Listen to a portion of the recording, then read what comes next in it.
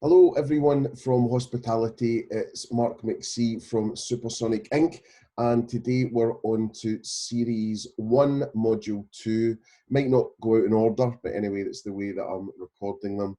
And today what we're going to do is give you some hints and tips, might be a wee bit lengthy, so strap in, are all around local marketing. So really to help your pub and restaurant rebirth, local pub and restaurant marketing, which is something that is sometimes overlooked, and a lot of us are going to be starting at ground zero really to then go out and get customers back in. So hopefully this will be really helpful for you all. So in case you don't know me, I've worked with lastminute.com, Barclaycard, Yo Sushi, or Yo as they're now known, We7, which became Blank Box Music, Pret a Manger, and I set up a really cool agency called We Are Spectacular that's still going. And I've moved on to just being a consultant myself under the name Mark McC or Supersonic Inc. So Supersonic, the name came from a brand DNA session where the two words were rocket booster for me. So attach me to any part of your business and I'll help propel it forward at speed. And then listening to too much Gallagher Brothers, Oasis, and playing far too much Sega and Sonic the Hedgehog. Some brands there of what I've worked with over the years, and hopefully you'll recognize some of them and you'll maybe even have worked for them, or you know people that have as well. So I've also got a top 20 iTunes business podcast. So this is the new cover for Series 2. And basically, I'm going to be, over the next few months, talking to the great and the good of hospitality, which is very exciting. So also, we're going to be on Instagram and Twitter, so please get in touch at Supersonic Inc. if you need anything at all. So here it is. Really, after seeing this and this explanation, you could probably stop the presentation here. So what we've got is 5 rings. So above the grey line, you've got number 1 at the top, making a real impact on all digital, social, and PR channels. Number 2, making friends. Number 3, creating demand. Number 4, is it obvious what you do? And number 5, what are you doing to ensure customers return and book direct? Now, looking at it, number 1 to 5, if you go in that order, is usually when you're launching a new venue, or indeed maybe this is a really good way for you to relaunch the rebirth of your venue and your brand. Or if you're open already and you're trying to get more business in, usually what I recommend to do is flip it from 5 to 1. So what are you doing to ensure the customers return and book direct? And then below the grey line, Supersonic Inc., where it's saying that, you've then got the distances. So on the inside, right outside your venue, the immediate area, local area, and then the wider digital universe. So that all matches up with all of the rings and the titles that you have there, which is, hopefully self-explanatory. So that becomes your checklist of everything that you're wanting to do and at what distance. So it's quite a good idea to start to think in these terms. It'll be really helpful. So then what I really think about in terms of local store marketing, local pub marketing, local restaurant marketing is putting a value on it. So I would say, let's say you want to add an extra £5,000 to what you make weekly. Then where do you start? So there's one metric to rule them all. A lot of marketers get caught up in beautiful comms and winning awards and brand and all these things, and that's all great, but really you want to drive sales. This is fiercely commercial. And what you want to be doing, sitting in your back office or sitting at your desk where the money is just raining in, which is really exciting. Obviously, you can't eat an elephant whole, so I would try and break this down and break it down for your teams as well and put some of the responsibility onto them to drive these sales at a unit level and a venue level. So let's say you're trying to get £5,000 a week extra, then divide that by 7 days and then divide that by £20. Now, it's not as simple as you being able to be equal across all the days. It's not as simple as every day part's got the same average customer value, etc. But really, if you try and break it down, that's getting you to 35 or 36, it actually is, customers per day that you're going to need to drive those extra people in, those extra covers.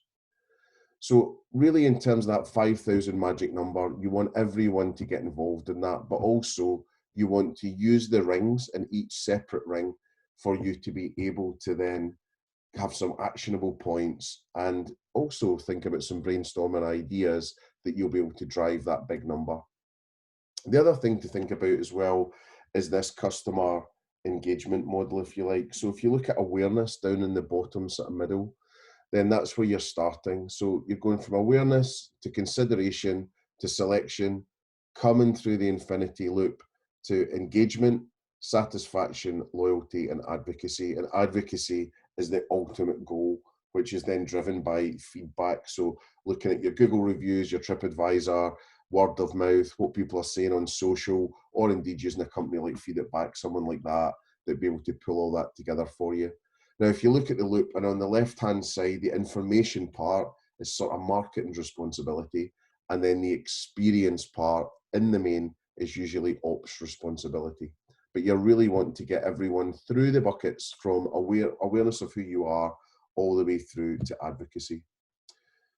So yeah, looking at the rings then, usually what we do, if you're already open, and that'll be most of you, is then go from 5 outwards. So me being Scottish and being tight, it means that going from the ring 5 in the middle, that it's the least costly thing for you to do.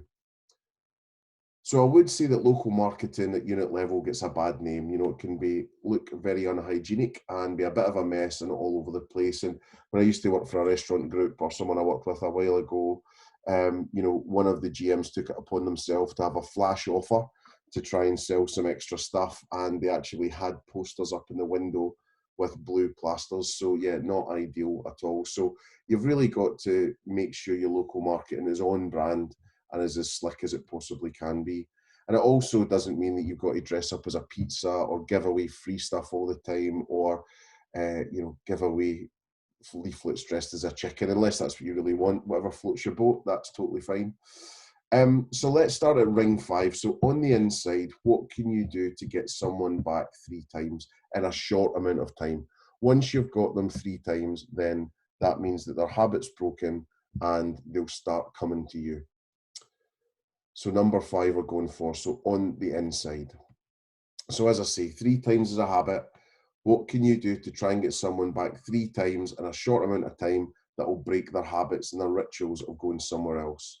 So here's a great short clip from an amazing hour-long video between John Taffer and my absolute hero for my sins, Gary Vaynerchuk, and they have a short chat about a system that you could put in place to get someone to come back 3 times. If somebody goes to a restaurant for the first time and has a flawless experience, the statistical likelihood of them doing a second visit is about 40%. They come back a second time and have a flawless experience. The statistical likelihood of a third visit is still about 42%. The third time they come, the statistical likelihood of a fourth visit is over 70%. So you got to market to 3 visits, not 1. Visit 1, free rib dinner. You sit them down, put a red napkin on the table, not a white one. Identify them as a first-time customer, connect with them, and work to get them back a second time and the third time. Once they're there the third time, you own them. Man, the red napkin thing is genius. Because you know, in a fast casual environment, we're not hitting that table. Let me give you a napkin that's red on. Chandler, can I detail that for him? Go ahead. Okay, so you put a red napkin at the table. Gary sits down, he's eating dinner. Now he's getting his free rib dinner. Orders water, costs him nothing. I know he's a first-time customer because he's got a red napkin. When he's leaving, the manager comes to the table, writes on the back of a business card, $5 off chicken. Did you like the ribs? Loved them. You got to try my chicken. Come in for the chicken. Now I'm prompting a second visit, not with a printed coupon, a handwritten card. Now he comes in for the second visit, drops the business card on the table. Everybody knows this is a second visit because red napkin was the first visit. Second visit, you finish the meal, you go up, you say, so how was the chicken? It was freaking great. Are you full? Totally stuffed. Man, next time you got to try my cheesecake. Free piece of cheesecake. Now, 3 visits. Ribs Wait, cost a me pizza? A piece of cheesecake. Oh, I thought a pizza flavored cheesecake. I was like, that's fucking brilliant. So the rib dinner cost me $5. The chicken was a washout because it was a discount. That's right. The cheesecake is $1.35. For about $6, you got 3 visits out of them with a 70% likelihood of a fourth.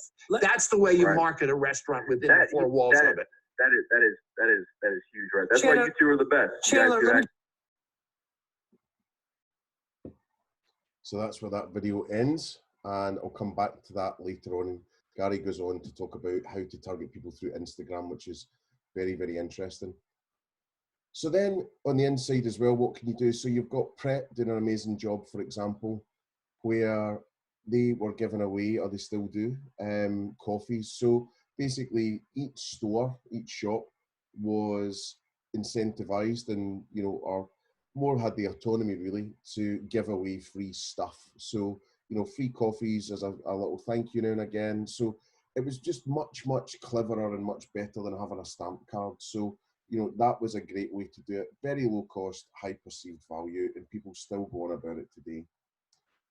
Some other really good examples were when I was in Woburn, the little village Woburn outside Milton Keynes. I was one of Peach Pubs, the Black Horse, and an amazing thing happened there where there was the bottom things here on the roast. So Yorkshire puddings and veg and gravy and things like that.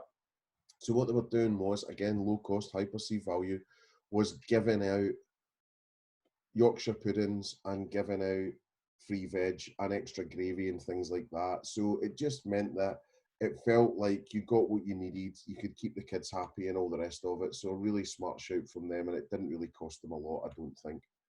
And then at the top, a really interesting one was when I first moved to Brighton a few years ago, we went to a pub called Good Companions, and what they had on their menu was saying, if you check in on Facebook to this location and prove it through showing your phone, we'll give you free pigs and blankets with your Sunday roast.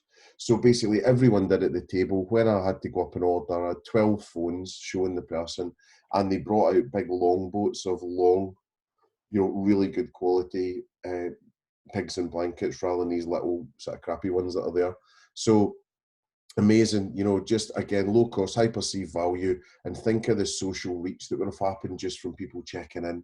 And that was 12 people, even if they had 200 friends each. I mean, that's a lot of people that you would have reached. At Yo Sushi, we used to give away miso soup, again, very low cost, high perceived value, unlimited miso soup to O2 customers. So we were one of O2's original partners for the Perks program. And also, it's just much better, these things, than a dumb stamp card. You know, yes, there's very successful brands that have got loyalty cards that are stamp cards, but I just feel like they're open to fraud. People don't see the value. And what tends to happen is that it's expected behavior rather than sort of true behavior. So again, it's a really good idea to just be exciting, surprising, delighting. I think it's a far, far cooler thing to be doing to add value to your customer base. Some really nice things as well here at Dumpling Shack, for example, you know, have a jasmine tea while you wait. You know, that's quite a cool thing to have. And then Harrison Hull, back in the day, they did some great stuff with these sort of behavioural cards, if you like, these sort of treat cards where you were taking people on a journey. You know, they came in with a brass coin which said, have a coffee on us. And then what you did was got this little pack of cards, and then the little pack of cards pushed you to different things that they were trying to promote. So treat a friend to coffee, so that was bringing someone else in. Have a free takeaway. The takeaway business was in its infancy at the time. And then also a little bit of value add, you know, why not stay a little longer at a day part in the afternoon when it wasn't as busy. Legendary bacon naan roll for Dishoom. But again, you know, sometimes if you meet them or you've been a really good customer or whatever, you do get a little card from them which says, you know, come in and have a breakfast on us or a chai on us or whatever. So again, you know, something incredibly iconic and craveable. I mean, there's not many more famous products in the foodie circles for sure. So again, giving that away is just some real kindness. Hot people. So again, it's a really good idea to, you know, there's HR things and all the rest of it, but just try and put aces in places. You know, the most bubbly, vibrant, vivacious, good looking, you know, whatever it is, just electric in some way people at front of house to really look after customers is a really good idea, you know, however you do that to match your brand. Also, it's a really good thing that you're always collecting data. So I talk about ABCD, always be collecting data. So when you are talking to customers, get their name, families' names. It doesn't have to be digital. It doesn't have to be an email address. It doesn't have to be, you know, as transactional as that. But if you just know their dog's name and you really care and give a shit, then I think it's a really good idea, because you can recall that, you can replay it, and that builds loyalty even more so than good service and a good product. You know, there's that next level, which is just making people feel special. Also, it's a really good idea to look at events that are going to drive business to your establishment as well. So you've got things like Fuller's do the Shakespeare in the Garden with the Capulet and Montague there. You know, Harry Potter quiz, Friends quiz, Simpsons quiz, all that. Escape rooms are still doing really well. Tap takeovers, some new revived interest in you know, people coming along for their favourite beer brands or cider brands or whatever. Butchery classes, you know, experiences like giant Skeletrix tracks like Lane Pub Company have. Stitch and Bitch nights were always really cool. So that was kind of rebooting the art of stitching and bitching, which was really exciting. So again, you know, there's lots that you can do there. Also, just celebrating things like first birthday parties, you know, having, you know, live kitchen auctions, you know, hooking up with charities and charitable efforts and people that are a force for good, like Ryan is, that runs that. Gales do a really good job of hooking up with really lovely brands like Freddy's Flowers. Blind tastings, so again, you can have a vegan versus meat night if people eat both and see what they think, and or for your new menu. Also, you having your own products that are packaged, a really good idea. You've got Mac and Wild's interactive virtual shooting gallery there, which is again a bit of a draw. Again, just getting people to be excited about, you know, whether it is book signings or getting their hands dirty for cocktail classes or, you know, making sauerkraut or whatever it is, and just being iconic around, you know, aperitivo time, just owning something. Sausage making classes as well. Are you grammable? Something that you think about as well. You know, obviously it makes you feel a bit sick saying that, but it's something that we need to look at. So again, you know, you want to be designing for Instagram and really thinking about that. So neon for days, making sure your food's up to scratch, not just to chef standards, but to Instagram standards as well. Some great brands out there. I mean, this is a slightly older example now, but Palm Vaults really was the darling of this. Working with Alex May Hughes on the signage, so, you know, very, very millennial in terms of the sort of fern and the pinks and the golds and the mother apparel and all that stuff. You know, so much so that Shortlist did a cover that sort of looked like it really. So this was one of the real sort of foremothers of Instagram ability. You know, it was really up there quickly, and for being such a small outfit, it was only 1 or 2 cafes at the time, it became hugely popular. So, you know, they've done an amazing job. So check those out. But there's also Eat by Chloe, there's Alan Cafe, there's Sketch, you know, there's so many that are just doing such a good job on that. On that point then, Sketch London, you know, as you know, a millennials throwing up millennial pink in there, so there's a lot of good stuff in there. And also Copa Club did a really good job on that as well, you know, at Tower Bridge. So, you know, there was a hashtag, I believe, Hysteria, that, you know, matched up with this really, really well. So again, just what have you got going on round your restaurant, round your pub, that you think people might snap? So stop and stare and stop and share. So again, you can lean on your suppliers for this as well. They might be able to help you out. Another thing to look at is vampires cast no shadows. So really what you want to do is make sure that no matter what seat there is in your restaurant or your pub, that there isn't a shadow cast if someone's trying to take an overhead shot or a side shot of a pint or a cocktail or a bottomless brunch or, you know, whatever it is, a dish. So again, really think about that. I know it's hard. I know it's bad for ops, trying to just make sure the lights are on. But again, it's something that's really, really interesting to look at. Could you have an installation of some sort that people interact with? I mean, this is getting a little bit dated now, but it went down extremely well when it came out. But what else could you do to get people interacting with your space? Albert Schloss was one of the first people really to think about this and do this. But yeah, the good old flower arch and the live music and just really different ways of serving drinks as well has just seen huge success for those guys. The flower arch might be coming a bit passé as well, but Sticks and Sushi have done an incredible job with this geisha, you know, sort of garnished geisha, looking fantastic there. So again, people are getting even more inventive now around that. So a flower arch even isn't enough. Some other cool things as well, that you've got Crazy Pedro's with, you know, for industry. So there's a lot of this, you know, could you hook up with, you know, some of the industry to say every Monday night or every Sunday or, you know, whenever their quiet times are, you know, can you give them an insiders thing? You know, Meat Liquor have done incredibly well out of that. They've done an amazing job. Crazy Pedro's has been excellent as well. So again, have a think about that and see what's possible. The other thing is as well, you know, just really always asking, you know, do you want fries with that? So when you go to the hairdressers, for example, or the barbers, you know, they always ask you and usually say no, but they always ask you, can I book you in for 3 weeks' time? So again, you know, when someone is leaving your place, you know, can you get them booked back in if you do bookings? Can you get them to book? You know, can you actually get some kind of commitment for their next visit as they're in there? So we're really thinking about low cost but high perceived value there. And then what I usually do at this stage, if I'm out and about doing this, is ask you to then look at Ring 5 and then go away for maybe half an hour with your teams and think about all the different things that you could possibly do to get someone back. So that's naturally what I would do there. And then after half an hour, we'd all present back and we'd take a look at it. So then at Ring 4, we think about, is it obvious what you do? So on the rings, we're going from 5 to 4. And again, a lot of people just don't really think about this, you know, how visible they are. So some cardinal sins here where, you know, there is a messaging platform, but there's nothing in it. So it's an absolute waste of bullets. So at all times, always make sure that you're saying something. Some cool examples from Fuller's here. So again, when you're looking at this, when you go into, you know, Pinterest or Google Images or whatever, you know, coffee A boards, restaurant A boards, pub A boards. I mean, there's tons and tons and tons of examples there.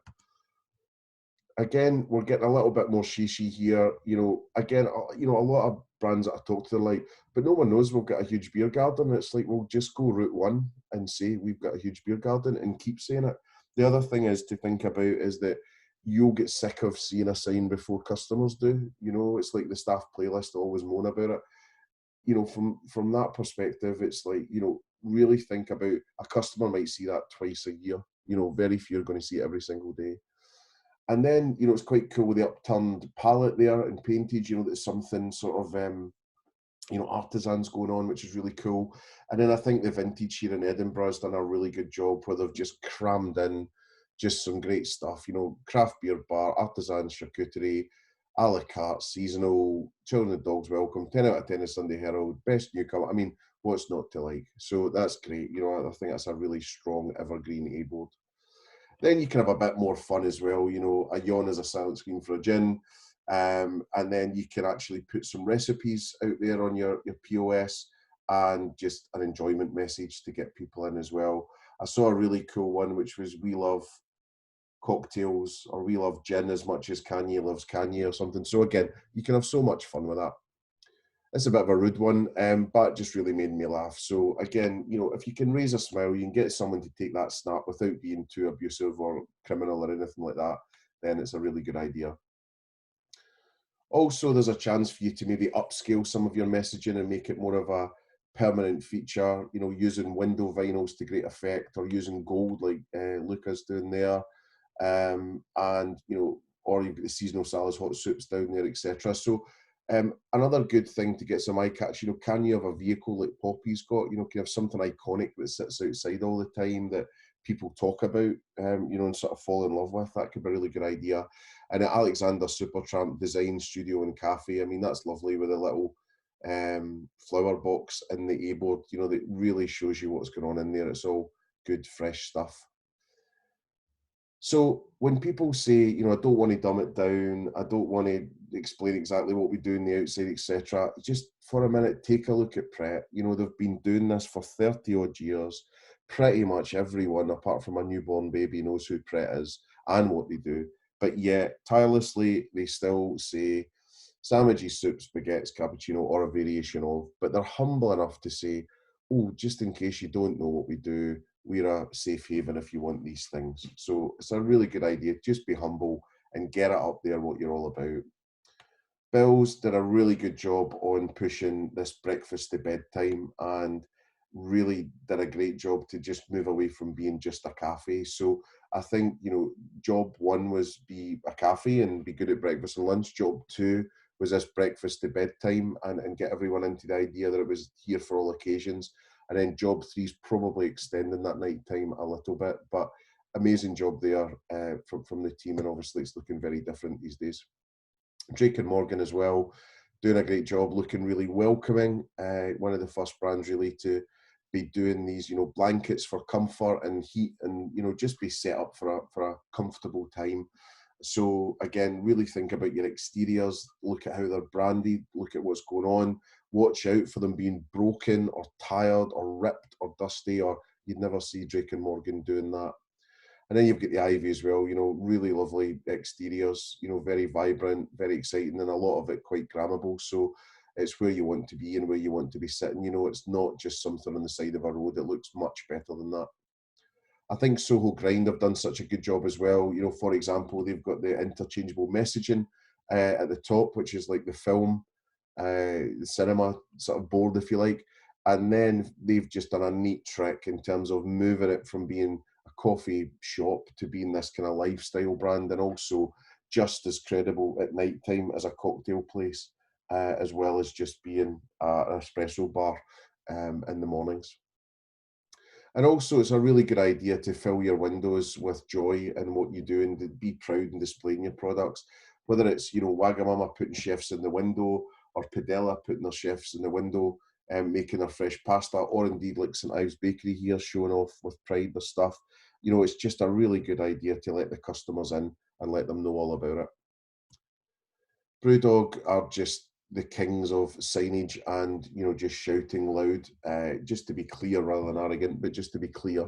But, you know, when you look at Brewdog from this angle or any light or anything, they're so well visible. So, you know, really take a leaf out their book in terms of having something iconic as the shield, as an away strip, if you like, as the alternative to the shorthand, to the longer written name.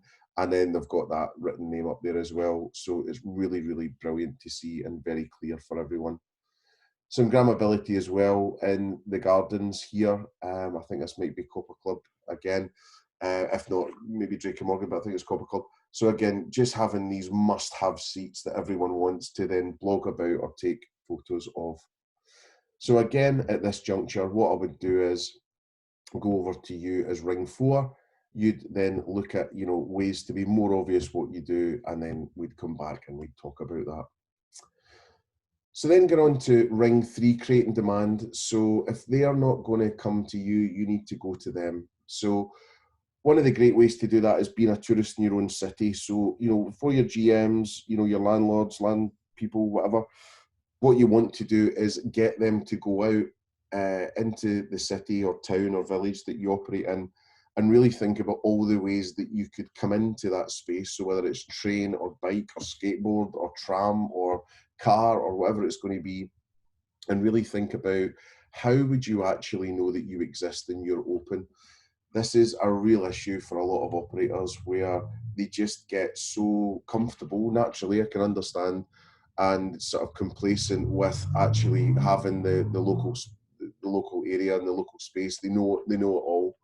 But again, just that fresh pair of eyes, you might even want to buddy up to do it. So, and just try and figure out, where would I put messaging to say that we are open to get that attention? So for example, you know, can you look at underground stations or train stations where people have got some dwell time? Can you buy advertising? Can you have street teams? Can you have street teams sampling products? You know, Jimmy's doing a really good job here with Ocado. Are you allowed to put down some clean graffiti? that's maybe just a logo, or it's some messaging, or a mix of both, or some footprints to your store, or whatever it is? Can you give out, train wallets, or branded beer, or tote bags, or matchbooks, the chili seeds that Oaxaca do, that kind of thing? Can you have on-brand street teams where they're out there actually giving people messages to bring them in? And also, can you work with your landlords and partners in areas in the streets or in shopping centres to be part of their consistent messaging to say that you're open and where you are? Some really good signage as well next to staircases, directional signage, whatever it's going to be, is a really, really good idea.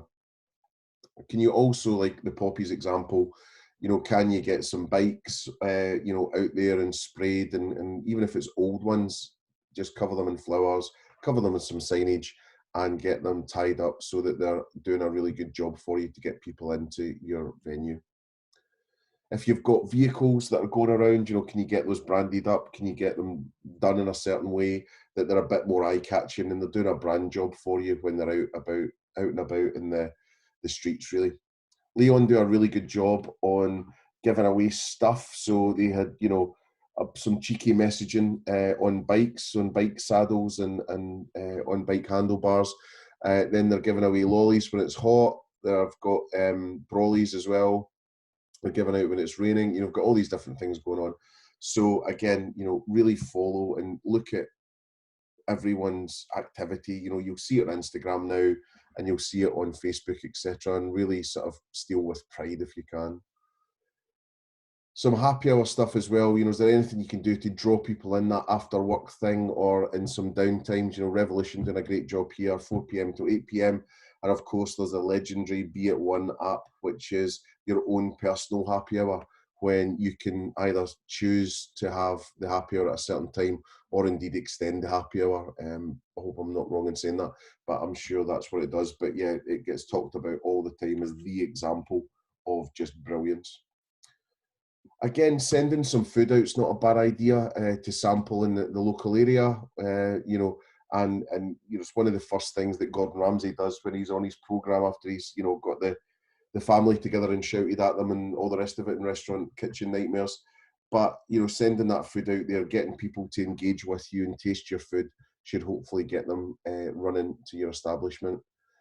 DM, direct mail, direct marketing still works. So again, some good stuff from Harrison Hull, very local in terms of the way it was. So made it really relevant then with a nice letter from Nick to bring people down to the shops. Also, can you be famous for an offer? So Drake and Morgan had, a really good offer on, or a really good incentive on, which was Grab Life by the Claws. And it was Reef Beef and Bubbles, which was then, pushing against the craze for burger and lobster. So steak, prawns, and a salad with a glass of Prosecco for under 500 calories, $9.95. And then Taco Tuesdays at Oaxaca, so that became a thing. Blue Mondays at Yo Sushi became one of our busiest days when I was there. So again, some really good ideas here. Also, is there an opportunity for you to be really kind in exchange for data? So worked with Adam at Busaba, who was great when he was there. And, he did this brilliant thing, which was 99 pence, Blue Monday, beat the Blues, queued out the door, and some really good data came in from that. So, he did a great job on that one. Also, if we think about the way people are living their lives, can you put messaging at Waitrose, post offices, where they're going to have to pick up their Amazon packages, the cesspits that are soft play, and all the rest of it, or indeed, leisure centres, gyms, all that kind of thing. So just really think about that target audience and how they're living their lives and where their attention and eyeballs might be through the days of the week, and really think about what you might want to do there. There are some apps out there, like I think Nez is still around, but there's some local apps, there'll be all different sorts of opportunities wherever you are for you to feature on these apps, which again should drive some really good sales for you, which is a really good thing. And standing on the shoulders of giants, I mean, basically what you want to be doing is looking at bigger companies in your area as well. Who's got big offices, who's got lots of employees, who's got large databases, you know, etc., etc. Can you do a deal with them to either reach their employees in their offices, you know, or indeed their customer bases if they're really big?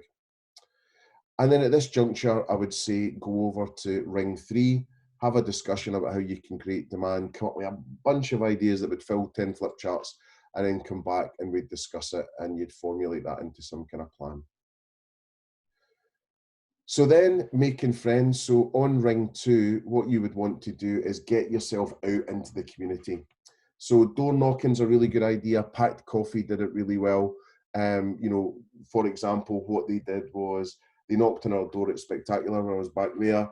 We opened the door, 2 strapping lads with big sort of rucksacks on, and within that there was filter coffee, you know, milk frothing stuff to heat, grinders, all the rest of it. And they said, you know, do you want us to make you an amazing cup of coffee? And of course we did, because we had, you know, some kind of crappy instant coffee there. And then the gag at the end, I suppose the punchline was they wanted you to sign up for Packed Coffee. I don't think we did, because we were reasonably tight, but you know, they did a really good job, and I really think that is a great way to get sales. When was the last time that your GMs, your AMs, your people from your restaurants truly went out and knocked at every door within a 3-kilometre radius or a 1-kilometre radius? Probably never. Most people open their restaurant doors, rely on marketing team if they've got them, and cross their fingers. This is about fighting for every single sale. Another great thing as well is really looking after PAs, EAs, office managers. They run the world. They know you're getting fired before you do. They know everything. They are the most influential people in the buildings, not the CEO. So anything you can do there, whether it's if they bring in big bookings, you give them champagne, or you give them vouchers towards something they would really want, or you give them freebies, or you give them free breakfast, or whatever it is, you know, it's up to you. But just do things that makes them feel like VIPs. Couple of really good examples from Nick from the Draper Arms. Hi, Nick. And he's got, you know, a couple of posts he put up which says, to Nick, are you starting to feel the love yet from us lot? And this was Poco Gelato. We're obviously trying to get his business. And Nick he's really good at social anyway. So he was super social and said, shall we say yes? You know, and then people are, you know, sort of chipping in, which is really cool. And then on the second photo, it was showing all of the interesting flavours that Poco Gelato had actually put together. So you've got roasted banana, black sesame, peanut, sweet corn, zabagalion, said that badly, fig leaf, miso caramel, sounds delicious, chocolate and rosemary, Horlicks, pistachio and olive oil, is it strawberry and black pepper sorbet maybe? So yeah, amazing, roast almonds. So there's a lot going on there. Also, do you want to have a VIP program? So is it Nando's Black Card, Greg's Black Card type thing, or VIP like Coluccio's have here? You know, whether it still exists, I don't know. But these types of things, you know, really looking at who would your VIPs be that this would incentivize them to come more. But it's a thin line, because lots of people aren't really bothered about the money or freebies or things like that. So really think hard about that, because you could be cannibalizing your own sales. Maybe it's something else, you know, maybe it's something lateral rather than a literal discount. So have a wee think about that. You know, mums groups and all the rest of it. I was in a meeting with someone who I really think's amazing as a market manager, and at the end of the meeting, I said to her, where are you going now? She said, oh, I'm going to see a mums group in North London. And I just thought, that's exactly what you should be doing. It's amazing. And another example was with Anglian Country Inns, the pub group. We managed to figure out that across from the pub that wasn't too busy, you know, sort of around lunchtime in a town that they were trading in. And across the road, we found out that mums and dads were going to a parents group with kids in the centre, the community centre that was literally across the lane. It was a couple of yards. And what we found out was they needed parking for prams. So that was stopping them going. So we became the pram park.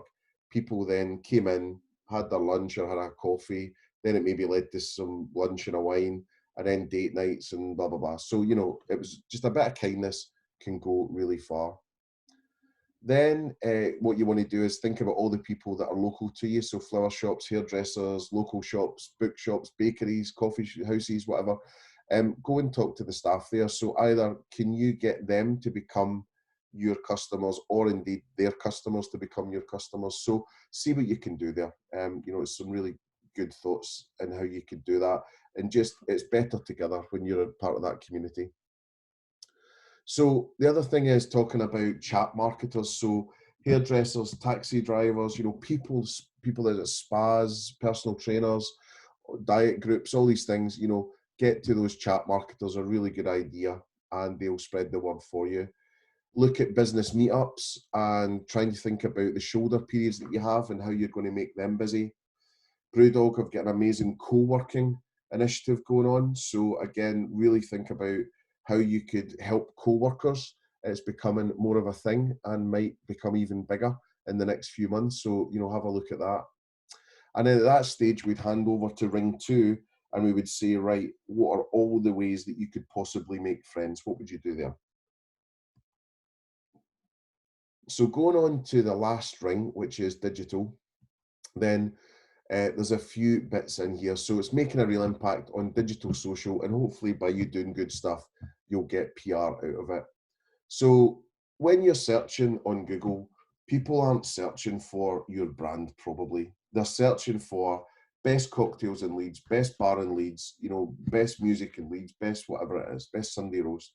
So it's really thinking about what are people typing in and getting some advice on, you know, SEO. So talk to Red Mud Media, or talk to Mimo, talk to Omnify, talk to Move Digital, you know, all these great people, you know, Mimo especially sort of good at that stuff. So have a think about how you can better set up for being found when people are searching, and how they're really searching as well.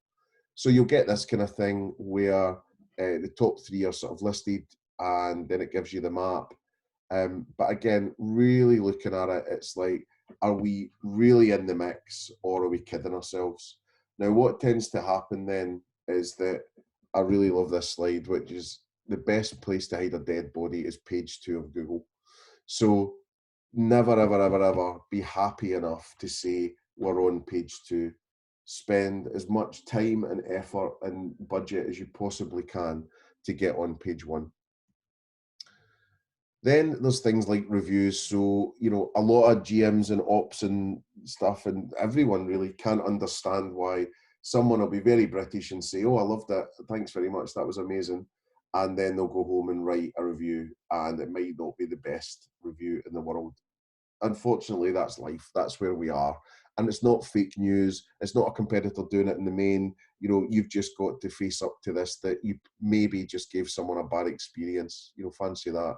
So, you know, I really get amazed at people who come back and say, that's a lie, that was wrong. They try and explain the situation. At the end of the day, that's what the customer perceived, and that's what they've amplified out to the universe. So you need to, you know, best go and fix it, and best, you know, try not to be in that situation again.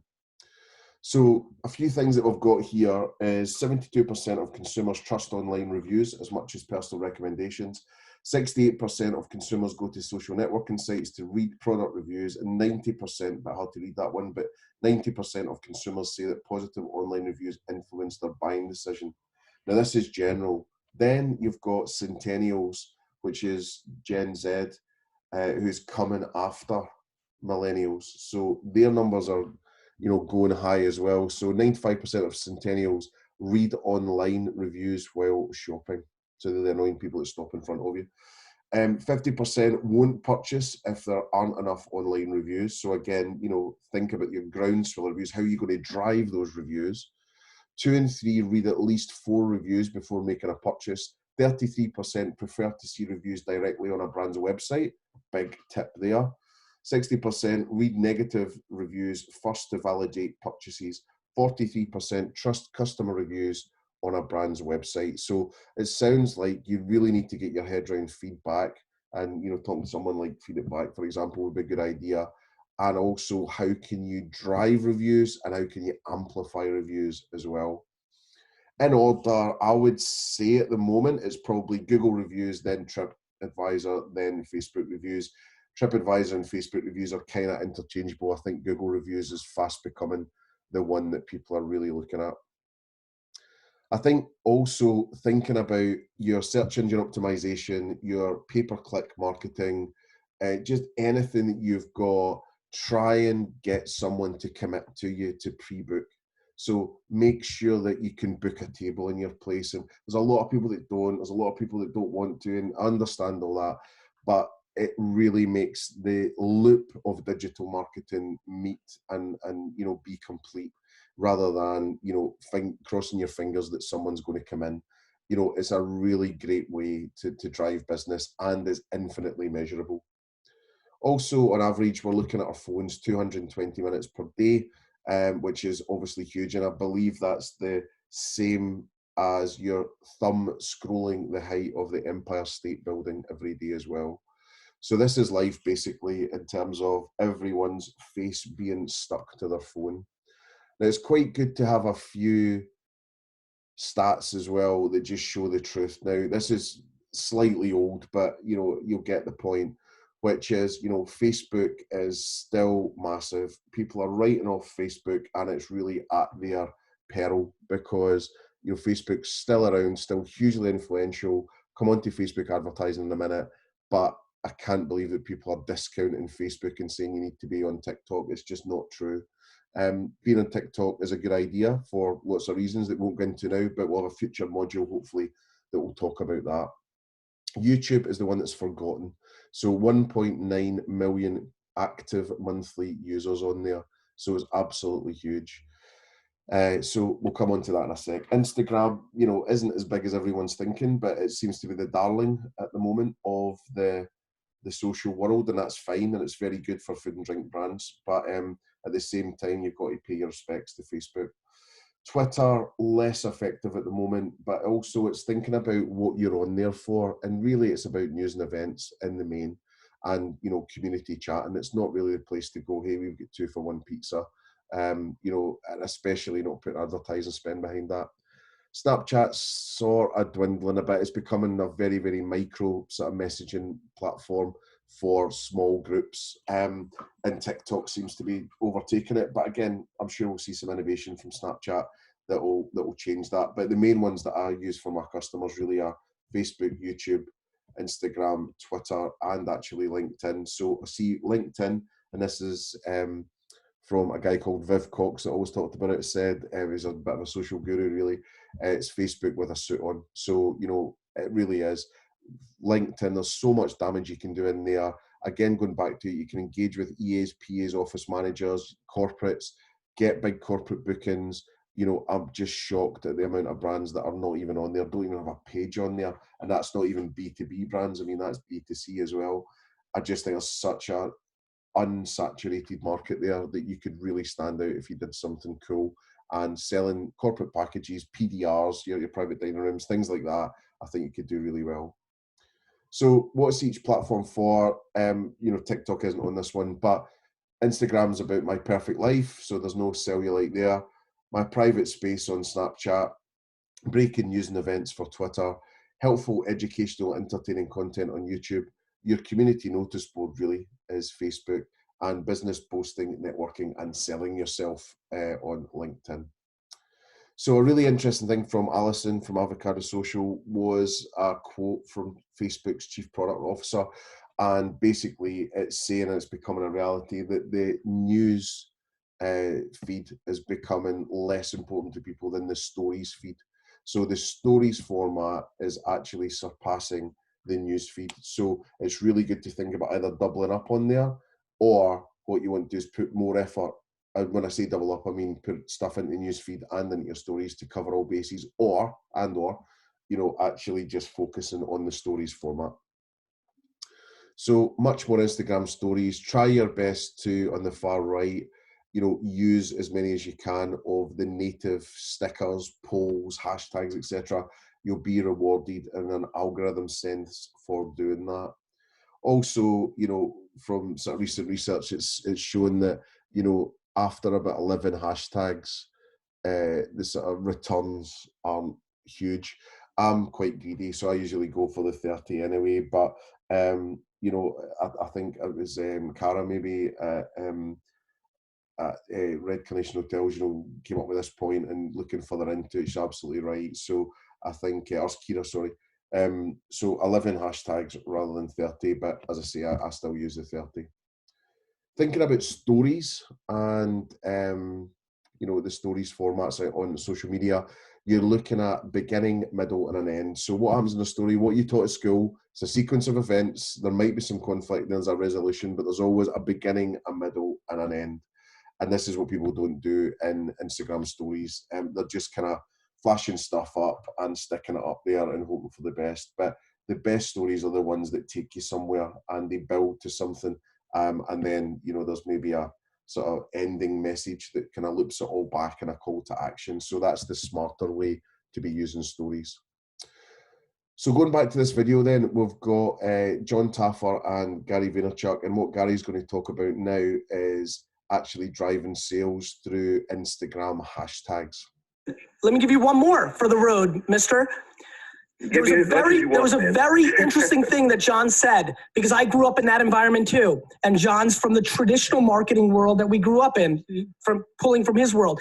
Notice how he said, first time customer, I'll give it to you. Because the traditional retail and bar thing is like, look, it's more expensive. Like if you've already got somebody in the funnel, the cost of acquisition for a newbody is very, very, very powerful. I used to do that too, but it was tricky, right? Because now some of your old-time customers may see that and they've got that angst of, wait a minute, why am I being not treated that way as a loyal customer? You just want new people. And it's always been a friction for us, right? In the right? Now, I just went to Instagram, right? I typed in Lexington, Kentucky. Got it? Yes, sir. I'm looking at 9 posts right now that are top posts, and ungodly amounts, unlimited amounts of people's posts that are from Lexington, Kentucky. I went down all the way down, and that's from 48 minutes ago. 40 pictures down, 48 minutes ago. Thousands of people are posting right now on Instagram from Lexington, Kentucky. I go to the top 9 posts. I click the middle one. It's a nice little cute couple, right? They got 298 likes. Abby, she's from somewhere. She's part of a sorority, it looks like. She has 2,387 followers. There's a triple dot in the top right corner on Instagram. I hit it. It lets me send her a message. I send her a message. Abby, see you in Lexington. We love being part of Lexington. Here's a $20 off coupon, $10 off coupon, free chicken. Only she sees it. You're grabbing somebody who has a big social media profile. You've not heard any of your loyal customers like me and John had to back in the day. She comes and she posts a picture of the food and creates word of mouth. Now that $5 acquisition created no friction to loyal customers. And because she's now media, she amplifies it, and you're getting an $80, $500, $4,000 media amplification against your $5 fucking dollars. And last one thing, don't discount. People get addicted to discounts. They don't get addicted to free. That's right.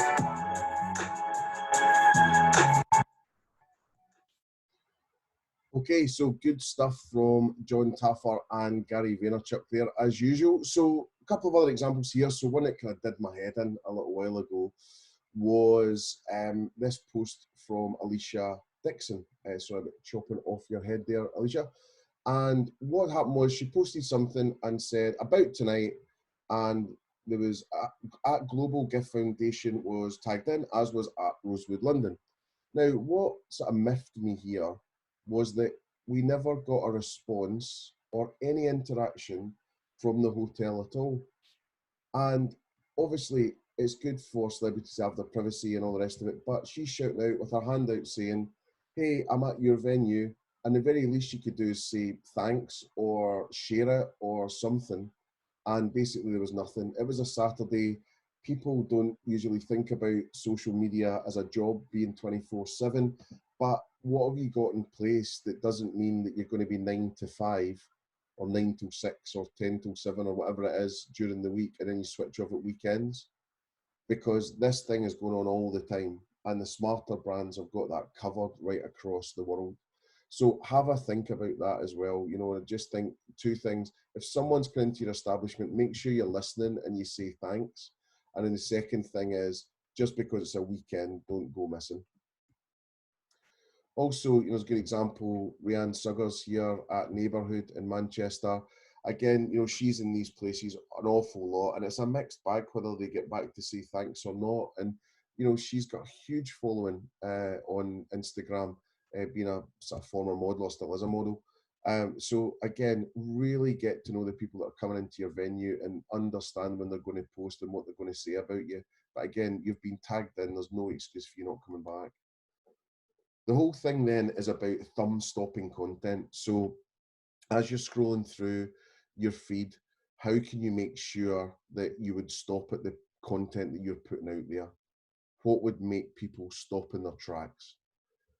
And also thinking about, you know, what looks good enough to tweet. So really thinking about, you know, is it good enough to tweet, send to Instagram, put on a story? You know, you've really got to think about your venue, your staff, your uniforms, your brand, your Instagrammable area, your ingredients, your setting, your tables, your furniture, your lights, your product that comes to the table. So there's so much going on there. And if you're really struggling, a really basic way I found that was quite good back at Yo Sushi for you to break up content was into brand, product, and another area that's linked to your brand. And I think at Yo Sushi we did have fun for a while, and then I think we went into Tokyo randomness or something like that. But basically, what are all the things that you could possibly say about your brand? You know, maybe if you drink, you know, have a wee glass of wine or a glass of gin or something, and just sit there with a pen and a big chart or whatever it is and say what are all the things we could possibly say about our brand, what are all the things we could possibly say about our products and what we do, what are all the things we could possibly say about the insight to your brand, you know, whether it is about glamour or fun or excitement or experience or ingredients or people or, you know, whatever that thing is, then, you know, start to look at that. Obviously, we're all a walking TV channel now with Facebook Live, Instagram Live, etc., etc. So it's just about you making sure you plan for that. So don't just kind of hit. What did I see the other night? Got one who you've got to love anyway, but you know, he was doing his first sort of cooking classes as everyone was sort of staying indoors, and he had the phone upside down, and he stood for about 5 minutes going, "Is the phone upside down? Am I upside down?" You know, and it was kind of funny, but you know, I think if you were a brand, you know, sort of proper, if you like, then, you know, that might lose you a lot of people quite early on. So be prepared, make sure that, you know, you've got tripods, you've got electricity, you've got strong Wi-Fi, you've got everything set up, you've got a script. So it's like the One show on BBC One, you know, although it might look sort of stuffed together sometimes, you know, they're every single day having pre-production meetings and going through every single step. So, you know, really take this seriously. It's like you're filming an episode of, you know, Emmerdale or The Wire or something. You know, really think about it. Even if it is more jovial, at least know where the story is going to go. Groups are a really good idea as well. So this is my Facebook here, but, you know, we've got Brighton Skies, which is a public group. So the future really is going to be Facebook groups because it is about that community. So what you want to do is really try and find as many groups as possible in your local area, in your staff's local area, and start to think about how you could join them. It's a really big deal, and you could be offering them, you know, exclusive thing for just that group and work all the groups time and time again. Make sure you're not too overly salesy because that can put people off, but at the same time, I think it would be welcome in a lot of cases. And same thing here, you know, this is my local area, so Buzz on Boundary is one of the roads near us, and it's just stuff that's going on. And we've got a local pub here, the Railway, which is one of the locals, and you know, it's pushing out its Burns Night celebration.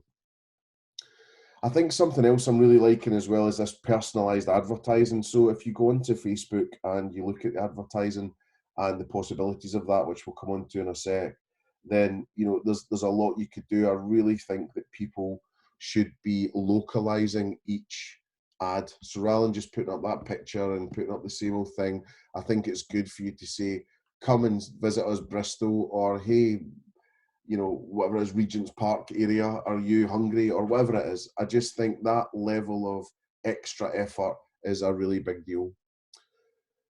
And also some great nudge advertising. I've got Mark Ritson here, and I've got Nike on the next slide. But you know, what you've got here is, you know, every single time you go onto Facebook, you've got slightly different advertising for the same thing. So I think it just nudges you towards doing it. So it could be, you know, 6 to 10 to 12 different variations that you're seeing here. but he's done it so well, the team have, that works with Mark, on Facebook and LinkedIn especially. And then having, diversification here of, whether it's a young man or a young woman or a slightly older person or whatever it is, and then to see that similar person at the head of that boardroom table is just so empowering and would make you spend that 1,500 quid, I would say, on that course. I think it's brilliant advertising. And then Nike's done the same thing here. So you've got Nike Air Max who are showing the trainers in all different ways. So you've got the trainers with the different colorways you can see on the left. They've then got some pithy text there, which is really good. Then you've got Slow Tie, the rapper, who's then got, a couple of pairs of socks on, I think, but he's also got looking very cheery, looking right into the camera with a different colorway. Then below, you've got the collection stuff, which you can then go through all the different colorways. You've got a repeat then of the first ad, but with just a different image with the pink colorways. Then you get into carousels where you can actually, they're pushing you down the funnel to buy. So then you're starting to go, oh, actually, I could see me wearing these. And then, oh, I can see them from the top. That looks really cool. And, oh, I like the back. And, and. So I just think it's a really good way to do it. Then when you go onto YouTube, something to think about is, just recipes all the time. That's the most easiest thing that you could do. But when you look at this, how to cook the perfect steak, how to cook the perfect egg, how to cook the perfect burger, but then you can see Gordon Ramsay's in there. Jamie Oliver usually is in there as well. But start thinking about what are the most searched for recipes, what do you do well, and then how can you do amazing content that then is SEO'd and paid for, that drives you up the rankings to make sure that people are looking at you doing the best ramen noodles from tonkotsu, from Wagamama, or indeed, doing the best pho or pho from pho. So there's all that stuff, So again, I'm not seeing enough of that. And it's the second biggest social media channel, which is really surprising. Then there's some stuff on WhatsApp as well. So WhatsApp daily users might be a little bit out of date, but the main thing here is saying 450 million. So it's more than Instagram stories, more than Messenger stories, more than Snapchat. It's definitely not a UK thing at the moment to use WhatsApp status, but before long, I'm sure we all will be. And then ways to join, WhatsApp groups and broadcasts. I think there's going to be some developments on how you'll be able to do that for business. Lately, I've been involved in some broadcast groups. I don't know if they were saying that they were more for personal, but, again, just watch out for business ways that you can use WhatsApp. I mean, that could become your loyalty program. And you know what it's like if you see a little one sitting above your WhatsApp, you're really keen to go in there and clear that out. So definitely get a look at that. And then there's my status there as we were talking about. So you go into your status and you give a little status update. It is quite basic at the moment, but it's something worth looking at. And also, the Google Trusted Street View stuff is a good idea as well, where people can go in and see your venue, get a good poke around, see and feel what it'd like to be there. Also, from each table, each of the rooms, etc. It's just such a good idea if you do that. And conversion rates are much, much higher for people booking venues. It's in the 30% to 40% when people go to the effort to do that, rather than, taking a chance and taking a risk, or indeed just looking at it from the outside. And then there's cool stuff as well. The content that just goes down still even well is you've been drinking gin and tonic wrong your whole life. You've been drinking lager wrong your whole life. You've been doing filter coffee wrong your whole life. This one, this is from 4 years ago now, but it still stands true, which is, you've been using chopsticks wrong your whole life. These types of things are really interesting. So have a look around all your products, what you do, your concept, your food group, your country of origin, all these things. And, what could you do to really surprise and excite people?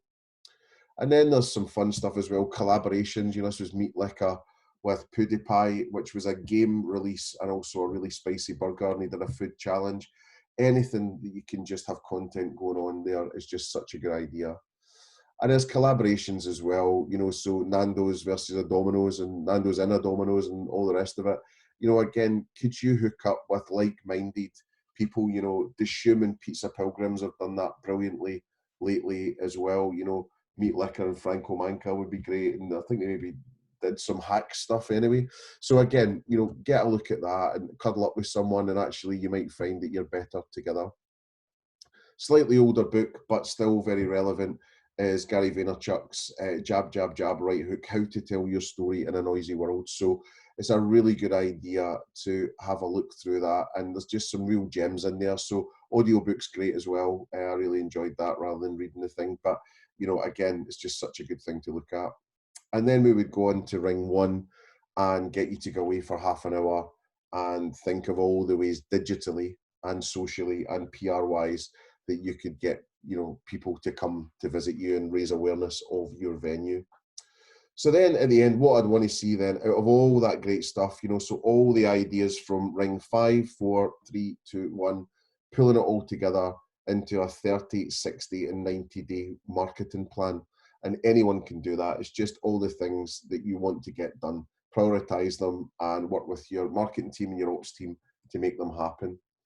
You know, do remember to SWOT your business as well. So strengths, weaknesses, opportunities, threats. Be really harsh on yourself. I know it's a little bit cliched, but it really does work. It's a really good idea.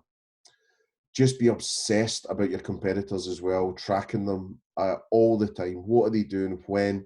How could you either beat them, join them, zig against their zag? You know, what can you do to just make sure that you're always one step ahead? So I know it's quite overwhelming. There's an awful lot of information there, but I'd really encourage you just to do one thing that moves your business forward every single day. It's what I do, even the days that I can't be bothered doing it. You just got to just keep trying to dig in, you know, just do that one thing to move your business forward every single day. Another really good tip is that your creativity is infinite. So I think Biz Stone said this from Twitter. So lots of people say, I'm not creative and I'm not this, I'm not that. You are. So just get all your ideas out, and the great thing is your brain will replenish with even better ideas. So just keep that going. You know, it's infinite how good and great and big and far and wide and deep your creativity is. And then just positive messaging. You can do this, you know, so the only person that will stand in your way of you doing this is yourself. So get out there, get it done, and really look to get your pub and restaurant brand reborn. You know, get it to do something new and share this as far and wide as possible, because this actually isn't about you against your competitors at the moment. This is about the whole industry being reborn.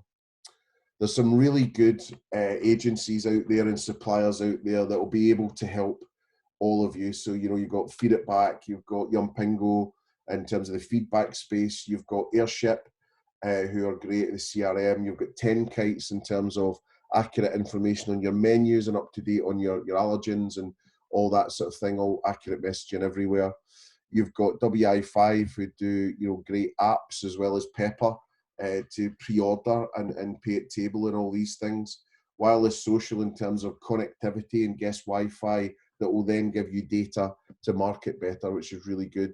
We use Typeform a lot, you know, in terms of the royal we at Supersonic for market research and things like that, you know, and questionnaires. It's really good.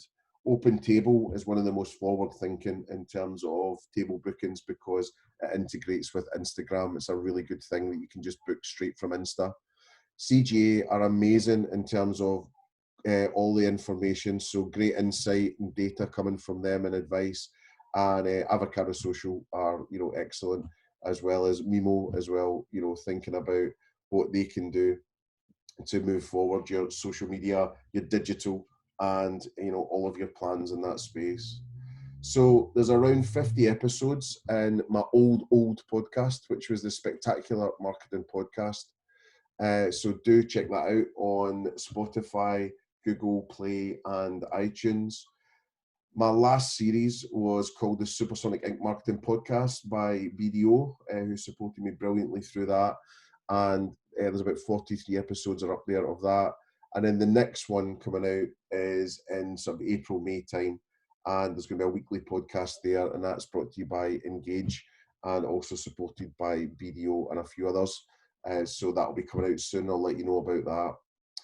So that's the 5 rings, 1 to 5 if you're opening a place, 5 to 1 if you're already open. And I really think that that should stand the test of time and will also serve you very, very well for the future.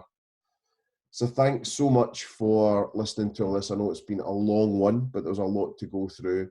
I'll also do this as a course for your troops. You know, if that's something that you're interested in, then do get in touch, or indeed you want to talk to me about any thoughts and advice for local marketing, that's not a problem, just get in touch. So I'm at Supersonic Inc. on Twitter and Instagram, and also I'm at supersonic.mmc@gmail.com, supersonic.mmc@gmail.com on the email, and also actually mark@supersonic.marketing, mark@supersonic.marketing. So goes to the same inbox. So there we go. I really hope that this has given you some amazing value. I really hope that this will help really sort of stoke the fire, if you like, of your pub and restaurant to really help this rebirth. And I really hope that it will make your brand boom.